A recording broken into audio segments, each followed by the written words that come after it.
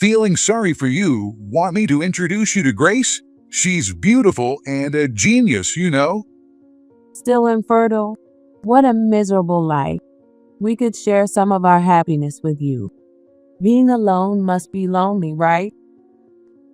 While enjoying a coffee alone at a stylish cafe, I was spotted by people I never wanted to see again. It was my ex-husband, David, and Victoria. It's been 23 years since our divorce. The things they did to me still linger like a dark stain deep in my heart. But I reminded myself that I don't need to hold back or be timid around them. I stood tall. Infertile? No, that's not the case. Let me introduce you to my daughter.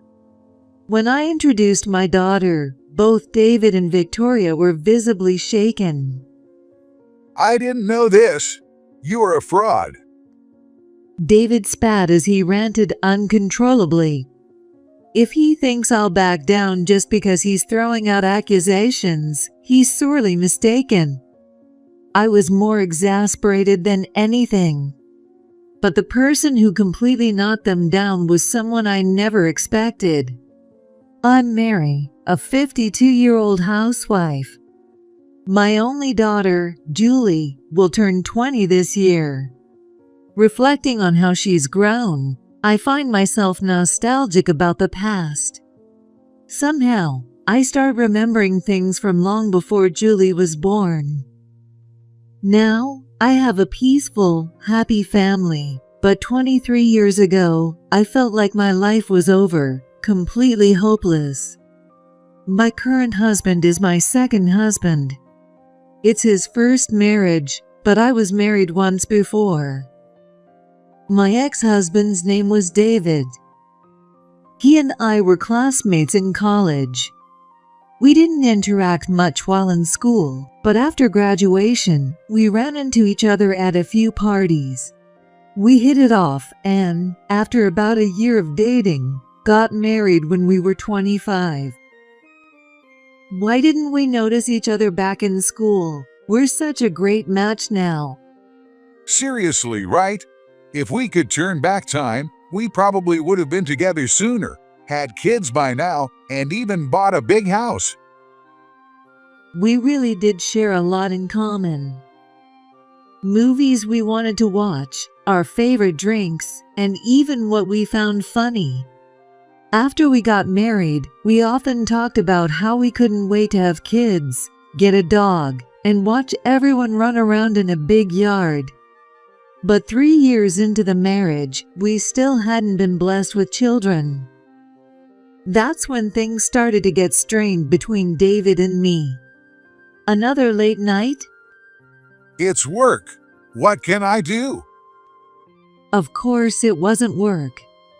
As I suspected, he was cheating on me. One day, David suddenly asked for a divorce. I've fallen for someone else. I want a divorce. I wasn't surprised, so I didn't resist the divorce. But his next words left me frozen. I'm marrying Victoria. David had a smug grin on his face. Victoria was a classmate of ours in college, too. She'd been my closest friend back then, and still someone I confided in. I had even told her about the distance growing between David and me. Don't ever confront a guy about cheating. Girls who accuse and get mad are the worst. You're his wife, Mary.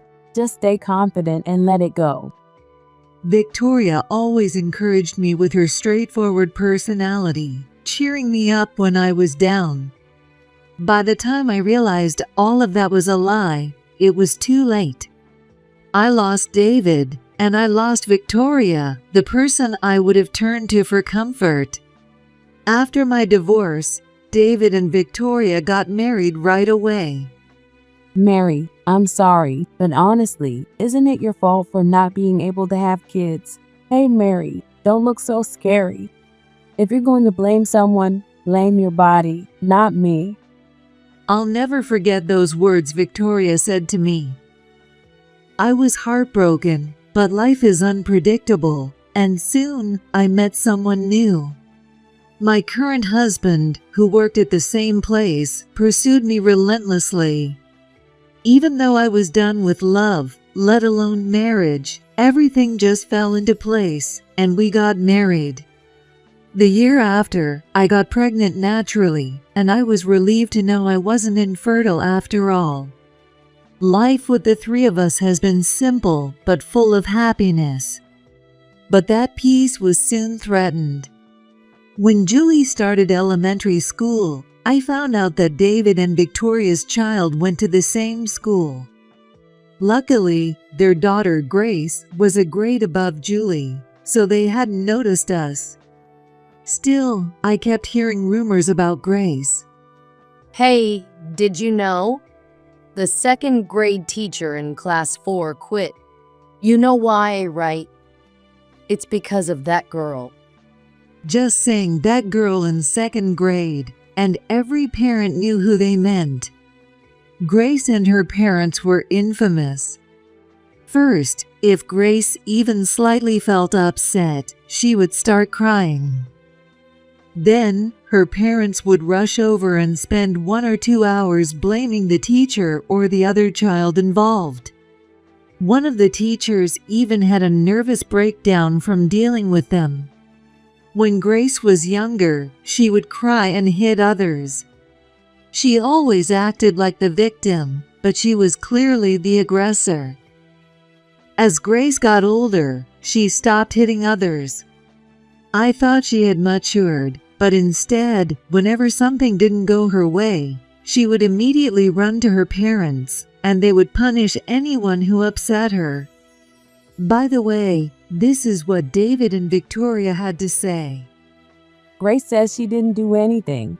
She's the real victim here, being falsely accused. I could understand why the teachers were stressed. With a reputation that bad, it was no wonder they were despised by everyone. But Grace was attractive and had decent grades. By the time she reached middle school, she had become fully aware of her appeal and started acting more subdued on the surface. She seemed to want to be the most popular girl in her grade, flirting with boys and tattling to her parents about any girls she didn't like, ensuring they were silenced. The rumors about her, whether she had turned over a new leaf or was still awful behind the scenes, never stopped. I used to think David and Victoria were ordinary people back in school, so it's baffling to me how they became so irrational. After my divorce, it seems our mutual friends harshly criticized them. Even then, they kept making bizarre and selfish claims. I'm the real victim here. I got tricked into marrying a woman who couldn't have kids. What's wrong with divorcing her? I just say poor David. He was struggling because Mary couldn't have kids. It's her fault the marriage ended. Maybe that's when they learned to shift the blame. Our friends were so stunned that they simply distanced themselves, but David and Victoria took that as a victory, and in a way, it probably became a successful experience for them. Not wanting anything to do with them, I did my best to stay invisible at school events, trying to avoid being noticed. When Julie finally went on to a different high school than Grace, I breathed a sigh of relief. I thought I was done with David's family for good. Now that Julie is a university student, her life is going smoothly. She's not only doing well in her studies, but is also active in her club and social life, always surrounded by her friends. She even tutors as a part-time job, gaining social experience and managing her money well. I'm proud of how Julie has grown up. With no more ties to David, those memories had faded, and the past was no longer a burden. Maybe that's why I let my guard down. Is that Mary? A cheerful woman tapped me on the shoulder. Her voice was so bright, and she casually touched my shoulder, feeling overly familiar. She looked as if she had just run into a close friend, clearly happy. But I hesitated to turn my face toward her. Oh wow, it really is Mary. A man's voice followed, surprised, as he leaned in rudely to look at my face. It's Mary. Wow, you've really aged. Reluctantly, I turned my head, and sure enough, it was David and Victoria. David pointed at me and laughed loudly. It's been 23 years since our divorce, and we're all well past 50. Look, Victoria, Mary's turned into an old lady. David himself had sagging cheeks, and his receding hairline left a wide exposed forehead. Victoria, who was laughing hard, had deep wrinkles around her cheeks and eyes. I can't deny that I've aged, but they look their age too, so it's strange that they can laugh at others. Are you here alone at a cafe, old lady? Isn't that a bit sad? Or more like, doesn't it feel out of place? This is a trendy cafe. I was enjoying my coffee alone, which probably made me the perfect target for their teasing. And it wasn't just any cafe. It was in a terrible location. By the way, what are you even doing here? This is an OBGYN clinic, you know? The cafe was attached to a women's clinic. It's not just for patients stopping by after their appointments. Anyone can use it, just like a regular cafe. You're over 50, and you still haven't given up on having kids? That's just sad. I might actually cry for you. David pretended to wipe away imaginary tears as he indulged in his ridiculous assumptions. But it didn't stop at fake sympathy. The insults followed quickly. Divorcing Mary was the best decision I ever made. If we had stayed married, I'd still be a wrinkled old man complaining about how we can't have a baby. What a nightmare. No thanks. I hadn't said a single word, yet they could tear me down so effortlessly. Do you feel sorry for yourself? Want me to introduce you to my daughter Grace? She's at the hospital next door right now, but she'll be here soon. Grace is cute and a genius. Victoria nodded in agreement. Still struggling with infertility? What a miserable life. We could share some of our happiness with you. Being alone must be tough, right? We'll let you have some cake with Grace to cheer you up.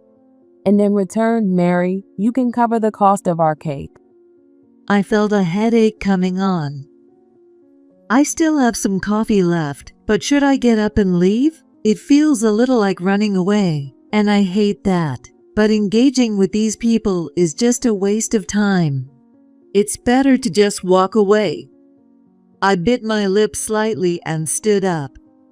Just then, I saw Julie near the entrance of the cafe. She noticed me too and waved.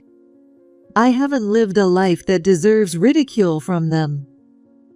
My family may be ordinary, but Julie, with her kind heart, is someone I can be proud of.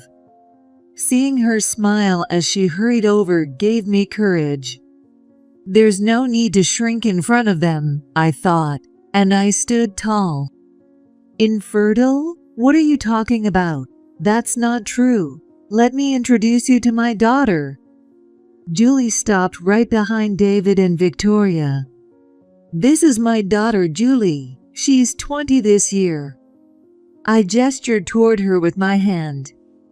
David and Victoria turned around to look behind them. What? No way. They were clearly shocked to see that I had a daughter, and they stood frozen, mouths open, staring at Julie. Confused by their strange behavior, Julie greeted them. Hi, David and Victoria. As I tilted my head in confusion, Julie leaned in and whispered to me. You know, the challenging students I've been tutoring. Julie explained that they were the parents of her tutoring students. As Julie and I stood side by side, David's expression slowly returned. He furrowed his brow, pointing between me and Julie, struggling to say something. That can't be. Julie is. Wait, no way. He was so confused that he could barely get the words out, his eyes darting around in disbelief. Now that I think of it, Julie once mentioned a particularly challenging student. The student was in middle school, but Julie had been teaching her from elementary level work, helping her catch up. Her grades had improved significantly. It seemed that the student's parents doted on Grace, leaving the younger daughter with a low sense of self-worth. However, after Julie began tutoring her, the student regained her confidence and even started attending school again. The parents were thrilled and had praised Julie as an excellent tutor. Julie is Mary's daughter, but she's supposed to be infertile. Does she really have a child? How? I don't understand. It seemed David's mind was tangled up because he was still stuck on the idea that I was infertile. How long are you going to keep calling me infertile? Whether it was true or not, it's rude. Maybe I just wasn't a good match for you. I remarried about a year after our divorce, and I had Julie soon after. No, that's impossible. Mary was supposed to be defective, unable to have kids. How does she have a child? Did you find an abandoned baby? Adopted? Oh, I get it. She must be your husband's kid from a previous marriage. Probably with some sketchy guy who's been married 3 times. At the barrage of rude comments, even the usually calm Julie frowned. Her lips were slightly pursed, and she had a more combative expression on her face. Take a good look. Julie and I look just alike. People have been saying she looks like her mom since she was a baby. Well, now that you mention it, she does look alike. David looked back and forth between Julie and me, muttering with frustration. Unfortunately for him, we looked too similar for him to even pretend otherwise. You've met Julie, the tutor, several times now. Didn't you notice she looked like me? Well, now that you say it, but I never imagined Mary could have a child. Victoria mumbled, her words trailing off. Her words trailed off, barely audible. Victoria, clearly disheartened, hunched over and blatantly avoided eye contact with me. David, I was heartbroken when you suddenly asked for a divorce, but thanks to that, I now have a wonderful husband and a lovely daughter. I guess I should thank you for letting me go. I had already told Julie about my divorce. From our conversation, she must have realized that David was my ex-husband. Though I hadn't gone into too much detail about the divorce, Julie could likely sense that David had been in the wrong. She seemed more exasperated than surprised or angry at this point. David, meanwhile, opened and closed his mouth repeatedly, gritting his teeth and running his hands through his hair. I'm sure he wanted to insult Julie, just as he'd called me an old lady earlier. But since both he and Victoria had come to trust Julie as a tutor, he seemed unable to find the words to criticize her. Since Julie started tutoring our younger daughter, she's completely changed. Now she can prepare for high school properly. Julie's been a godsend. According to what Julie had told me before, they had praised her to no end, calling her a lifesaver. I had been glad to hear they liked her so much, though I never imagined the parents were David and Victoria. I can't believe this. If you remarried and had a child, why didn't you tell me? This is fraud. You fraudster. David spat angrily, shouting whatever came to his mind. You never told me when you had a child either. And fraud? If you think I'd be intimidated by that, you're sorely mistaken. I was more exasperated than anything. If I had known from the start that she was your daughter, I would have never let her into my territory. Tutors are a dime a dozen anyway. And I hate the way you all act like being a tutor is something special. It's just a part-time job after all. Exactly. I mean, Julie can only tutor middle school students, right? We have a daughter in college, and Grace is way smarter than Julie could ever be. As soon as we fell silent, David and Victoria took the opportunity to launch into another round of insults. I sighed, realizing once again that it was impossible to have a reasonable conversation with them. As I was gathering my things, thinking it would be best to leave so we wouldn't disturb the cafe, a young girl suddenly came running over and hugged Julie. Julie, I came to see you. You scared me, Ashley. I recognized the name Ashley. She was David and Victoria's younger daughter. Her face looked just like Grace's, so there was no mistaking it. Julie, eyes wide with surprise, gently hugged Ashley back. David and Victoria were equally shocked, but their expressions quickly twisted into disgust. Grace, their eldest daughter, was notorious for causing trouble, but I hadn't heard much about Ashley. As I recall, Ashley is about 5 years younger than Julie. When Grace finally moved on to middle school, there was a lot of buzz about her younger sister Ashley starting elementary school, as if Ashley's arrival would bring more trouble. However, I remember everyone being relieved when Ashley turned out to be quite calm and reserved. She was the complete opposite of Grace. I saw on social media that you were excited about having lunch here, Julie, so I thought I might run into you. I'm so happy I did.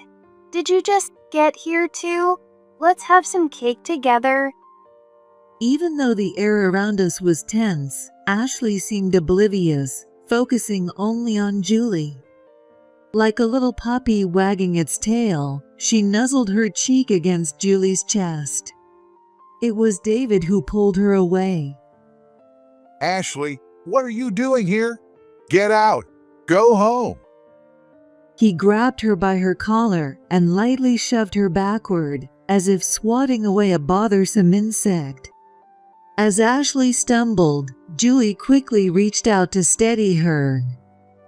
In an instant, Ashley's demeanor shifted from a sweet puppy to an emotionless figure. The look she gave David and Victoria was icy, colder than ice itself. It felt as though there was an invisible wall of rejection emanating from her. What? You're the ones who should leave. The girl who had just been so affectionate with Julie seemed like a completely different person. Her voice, her expression, everything had changed. And didn't I hear you bad-mouthing Julie earlier? No, not really. Intimidated by Ashley, David averted his gaze to the floor. There was no trace of fatherly authority left in him. Don't even try to deny it. I heard everything. You called her just a tutor and said she's stupid. Victoria's right cheek twitched as she forced a nervous smile, trying to calm Ashley down. Ashley, calm down. You've got it all wrong. Julie's mom came at us first, so we were just putting her in her place. That's all. Calm down. But such a weak attempt at diffusing the situation wasn't going to work, and Ashley's pressure only intensified. I'm where I am today because of Julie. Are you seriously saying she can be replaced? You two were buying her cake and thanking her not too long ago. What was that all about? David, pathetic as he was, hung his head at a 90-degree angle, waiting silently for the storm to pass. Victoria could only stand there, flustered and panicked. I had only heard rumors about Ashley up until she was in elementary school. Apparently, she had trouble interacting with others and struggled to fit in with her peers. She was so different from Grace, who was always surrounded by her friends, or rather, commanding them. At the time, I just lightly thought about how different two sisters could be. You're the one who saved me, Julie. Julie gently rubbed Ashley's back as she grew more agitated. With that, Ashley's anger quickly subsided, and she leaned against Julie's shoulder. Calm down, Ashley. Yeah, sorry. Just one word from Julie, and Ashley regained her composure. I got mad because someone was bad-mouthing Julie. I was going to ignore it because my parents are idiots, but I couldn't hold back. I guess I was being immature. She's still a 15-year-old middle schooler. It's understandable if she acts a little immature. Though I was surprised by how fiercely she stood up to David and Victoria, it seems like she's a good kid at heart. Ashley gave me a small greeting. You're Julie's mom? Yes, nice to meet you. I'm Mary. A smile appeared on Ashley's previously tense face. Mary, I'm only here because of Julie. With a kind smile, she began to express her feelings. I hadn't gone to school since 3rd grade, and I didn't even go to my middle school at the beginning. Though she spoke calmly, there was a hint of struggle in her voice. Julie sensed it too and stayed close by her side. I didn't care about school or studying anymore. I thought none of it mattered. But somehow, I started wondering if this was really okay. Was it okay to stay cooped up at home forever? I was really scared. With Julie standing on Ashley's right side, Victoria sidled up to her left. Victoria interrupted Ashley's words with an obviously forced smile. You don't need to go to school as long as you're studying at home. Look, Grace is brilliant, and Ashley is just as capable. I mean, we've always had tutors for her, so she's been getting a better education than she would at school. It was immediately clear. Victoria was concerned about appearances. She'd always boasted about Grace being adorable and brilliant, so having Ashley as a shut-in would be damaging to her image. What? Me, capable? You've always compared me to Grace, calling me stupid and a failure. Despite Victoria's weak resistance, Ashley bluntly revealed the truth. Up until about a year ago, I couldn't even do multiplication.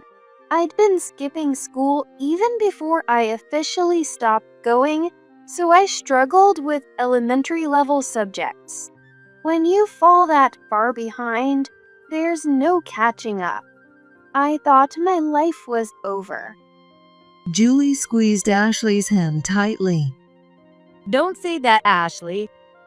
Yeah, I don't think like that anymore, so I'm fine. I've been reborn thanks to Julie. Ashley had apparently had many tutors before, but she never opened up to any of them and lacked the motivation to learn. Moreover, the tutors couldn't meet David and Victoria's demands to turn Ashley into a top student who could get into the best high school in the state right away, so they quit soon after. At present, it was hopeless for her to enter the high school of her parents' choice. That would mean no college, no job, and possibly being a shut-in for years to come.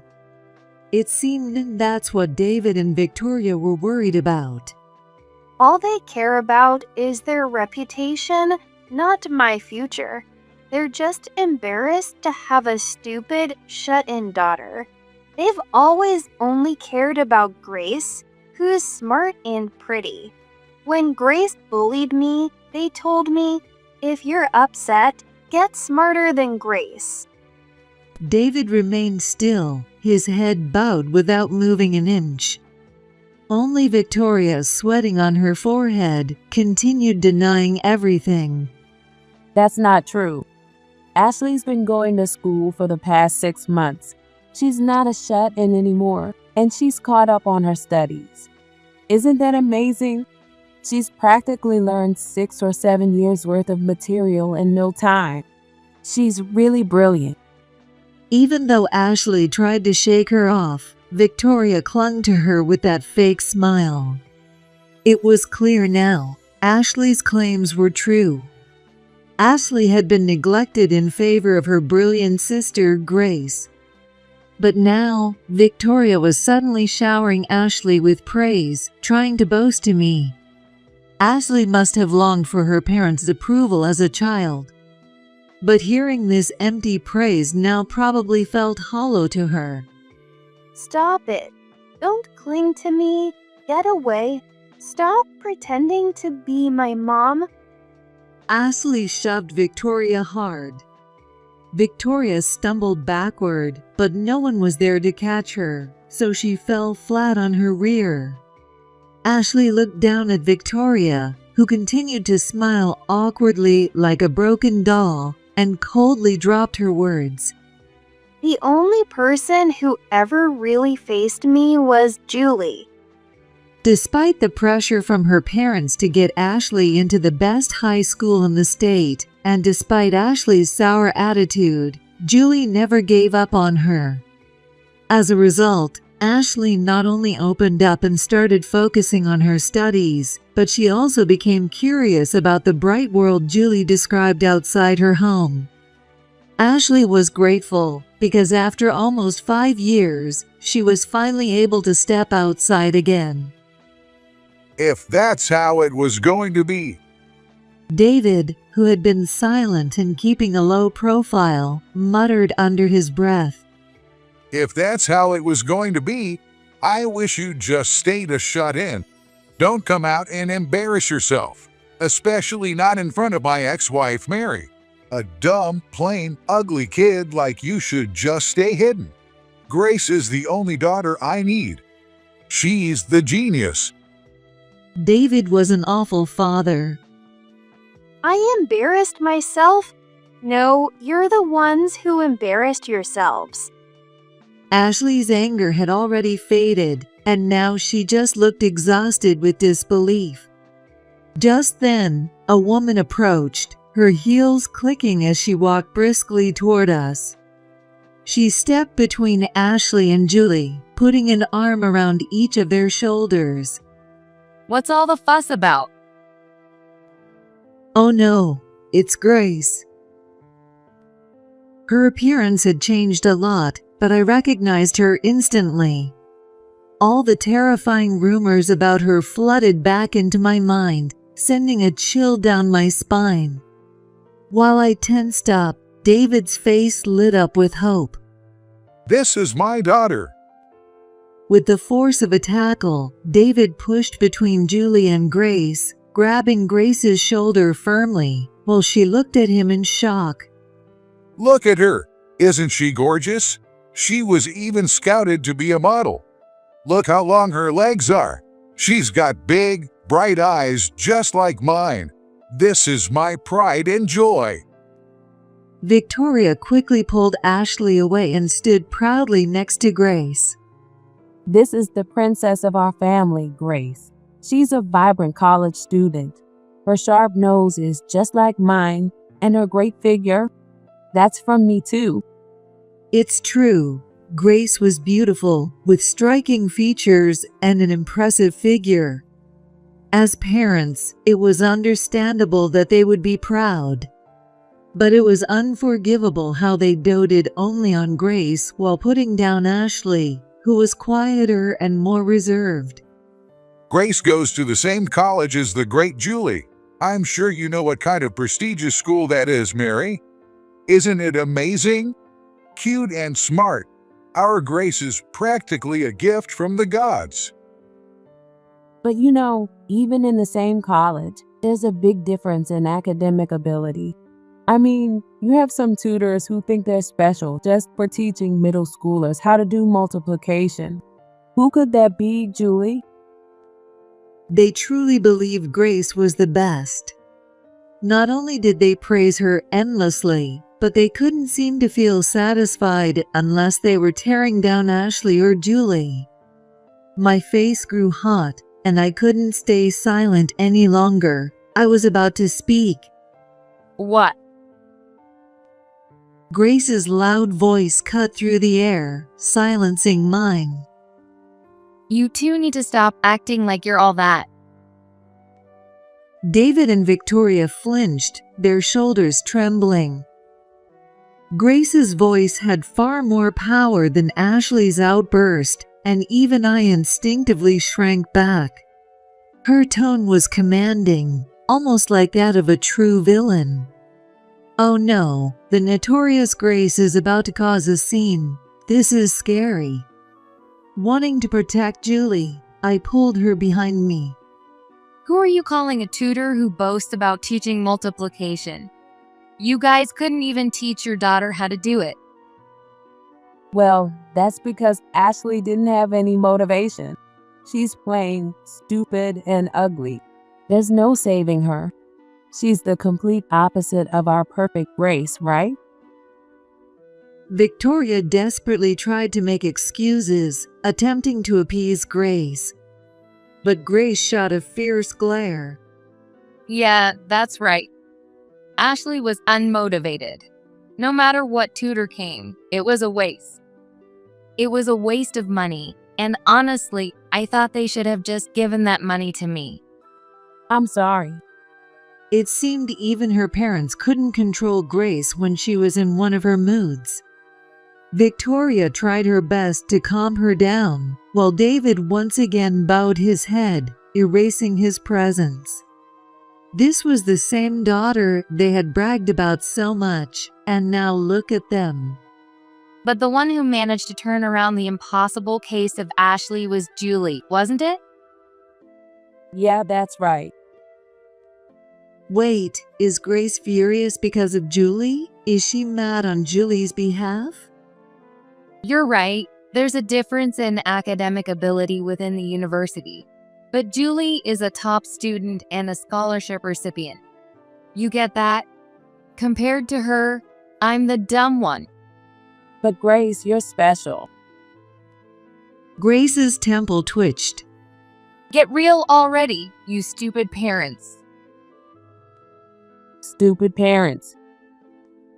Victoria collapsed to the floor, completely overwhelmed by Grace's words. Grace wasn't the person I had imagined. Sure, her language was harsh, but she was standing up for Julie. Grace turned to Julie and apologized. I'm sorry. It's okay. Julie glanced briefly at Ashley. David, Victoria, if I may, I'd like to say a few words as well. Julie, with impeccable manners, placed her hands in front of her and politely asked for permission to speak. Victoria, who was in shock, and David, who had seemingly vanished, didn't respond. So Julie took a deep breath and continued speaking. Are your eyes blind? What? David and Victoria looked up in disbelief at the question. You didn't notice that I look exactly like my mom, but that's fine. From my perspective, Grace and Ashley look exactly alike too. I admit Grace is beautiful. So, which part of Ashley is ugly? Ashley, who had been belittled until now, wasn't as polished yet, but she had fine features. Just like Julie said, she and Grace looked strikingly similar. And it's not just about appearance. As you said earlier, Victoria, Ashley managed to complete several years' worth of studies in just 1 year. That's not something just anyone can do. Is Ashley really as stupid as you say? Well, Victoria bit her lip, glaring resentfully at Julie. Meanwhile, David kept his head down, trying to avoid their anger, but he couldn't resist muttering under his breath like a coward. A little brat acting all high and mighty. Though timid, he couldn't keep his nasty nature quiet. At that moment, both Grace and Ashley shouted. Don't talk badly about Julie. Their voices harmonized perfectly. David widened his eyes and shrank his shoulders. Ashley wasn't the only one who was saved. So was I. As Grace matured, she had grown to resent her loud and overbearing parents and had stopped openly causing trouble. It's not that my parents were nagging at me. They'd snap at any teacher or parent who tried to correct me. Once, I got frustrated and hit a kid standing in front of me. And according to these two, it was the kid's fault for standing there cluelessly. Hilarious, right? Grace had realized she was heading toward isolation. But by then, she had earned a reputation as a troublemaker, and no one wanted to be her friend. And even if someone tried to get close to her, her parents would inevitably swoop in at the slightest incident. There was no room for jokes or casual conversations with friends under those conditions. In the end, the only people who stuck around were those in the bad crowd. But those weren't real friends, and Grace admitted it left her feeling empty. But Julie was different. When Julie came over as a tutor, she happened to run into Grace, who had just come home and carelessly thrown her socks into the living room. Wouldn't it be better to put your socks in the laundry? Despite Grace's revealing clothes and heavy makeup, Julie casually pointed this out without hesitation. Grace had heard plenty of people talk behind her back, but no one had ever directly called her out before. It was a new experience for her. Then, they discovered they were attending the same college, and the two became close friends. I made my first real friend. Me too. Julie is my first real friend. Grace cut ties with her bad crowd, and through Julie, she started making new friends. Ashley also had taken her first steps out of the house. The reason we've changed is because Julie was there for us. Grace and Ashley both reached out and held Julie's hand. Their steady gaze showed how much they genuinely trusted her. That's ridiculous. You're putting this girl on too much of a pedestal. You've been brainwashed by a little girl. Grace, wake up. Victoria pleaded with Grace in a trembling voice. Grace's expression instantly twisted with rejection. No, actually, I've just woken up. If anything, it's your fault I turned out this way. You raised me with, Grace can do no wrong, she's perfect. So I got the wrong idea. The world doesn't revolve around me. I'm not special. I'm just an ordinary girl. I've woken up too. You always told me, you're no good, you're a failure, you're ugly, you brainwashed me. The reason I couldn't fit in at school is because of you and Grace doing whatever you wanted. Getting treated like I was some sort of problem since first grade. It was cruel. Grace and Ashley both looked at David and Victoria with eyes full of contempt. For them, Grace was their pride and joy, and Ashley was the failure. How must it feel to be scorned by both? Damn it. David's crooked neck slowly straightened. His face flushed red, and his eyes welled up with tears. This is all you're doing, isn't it? His rage suddenly turned toward me.